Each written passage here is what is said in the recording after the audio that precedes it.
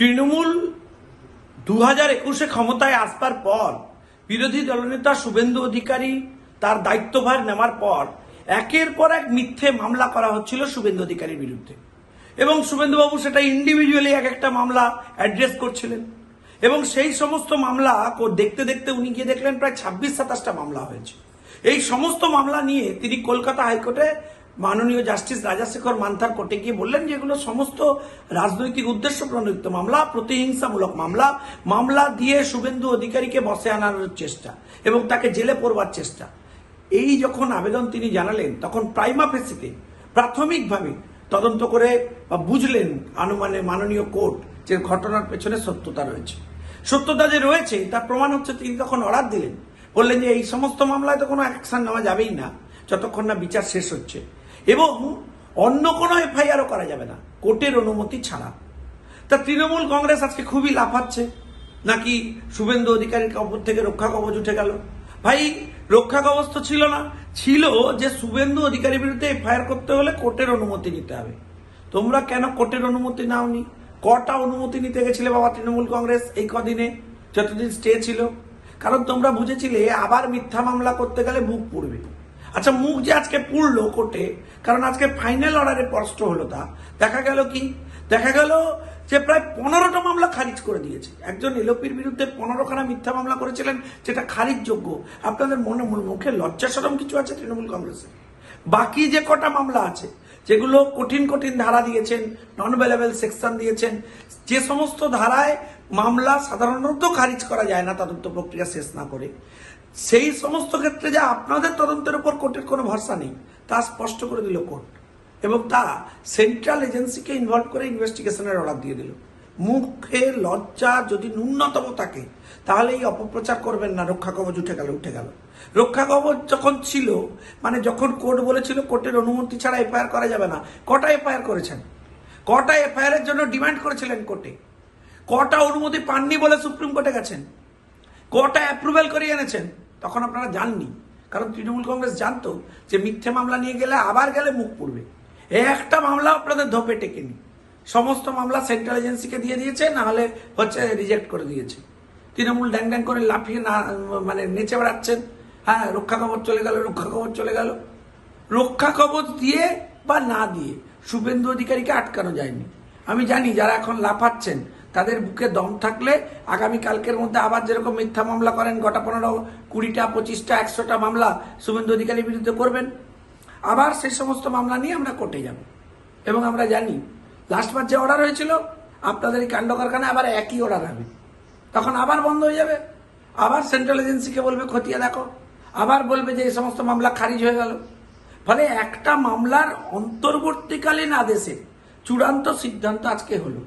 সেই সিদ্ধান্ত হলো বলেই অটোমেটিক্যালি লাস্ট অর্ডারটা আর গুরুত্বপূর্ণ থাকলো না বা প্রয়োজনীয় থাকলো না, কারণ মামলাই তো শেষ হয়ে গেল।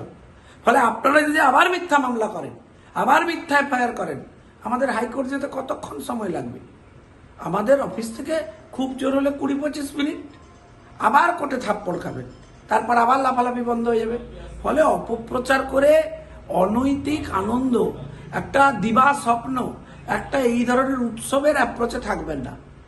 মনে রাখবেন, শুভেন্দু অধিকারী অন্য বিরোধী দলনেতাদের মতো নন যে কেস দিয়ে সেটিং করা যাবে, টাকা দিয়ে সেটিং করা যাবে। দেখেননি, আপনাদের তো একজন বিরোধী নেতা ছিলেন, এই কদিন আগে জেল থেকে বেরিয়েছেন, নাম পার্থ চট্টোপাধ্যায়। সেটিং করে চলতেন, নাহলে নাকতলা ওনাকে জিততে হতো না।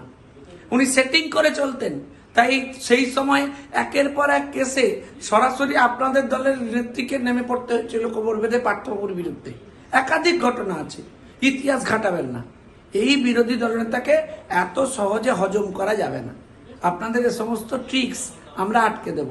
ফলে দয়া করে লাফানোর আগে কোর্টে কি হয়েছে একটু জেনে নিন, একটু পড়াশুনো করুন, তাহলে লোকে হাসবে।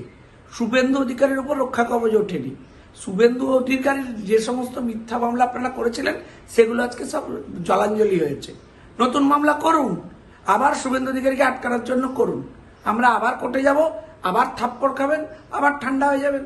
শুভেন্দু অধিকারীকে একটাই কথা বলবো, সবসময় একটা কথা মাথায় রাখবেন, আপনাকে এখনো লোককে ডেকে বলতে হয় হামকো পয়সা আনতা হ্যায়, हमको पसंद है ऐसे बोले नहीं पसंद है बोले हम लीडर ऑफ ऑपोजिशन है बोले वो क्या खाता है माथा देता है कि क्या करता है बोलते नहीं नहीं हम वो ममता बनर्जी को हराया था ना बोले अच्छा अच्छा শুভেন্দু অধিকারীকে এখনো নিজের জেতার অভিব্যক্তি প্রকাশ করার জন্য মমতা বন্দ্যোপাধ্যায়কে হারানোর অভিব্যক্তি প্রকাশ করতে হয় আর সেটাও তো হারানো না সেটা তো লোডশেডিং এমএলএ কাজে লোডশেডিং এমএলএ কিভাবে লাইন কাটে আলোর সেটা তো জানা আছে এখানকার মানুষের এবং তাকে একটাই কথা আমি বলতে চাই যে সবসময় একটা কথা মাথায় রাখবেন আপনি যে ফল যতই বড় হয়ে যাক আপনি তো মমতা বন্দ্যোপাধ্যায়ের দ্বারা একটা ফল you are a fruit and Mamata Banerjee is the tree don't forget যে ফল যতই বড় হয়ে যাক কখনো গাছের থেকে বড় হতে পারে না কখনো গাছের থেকে ফল বড় হতে পারে না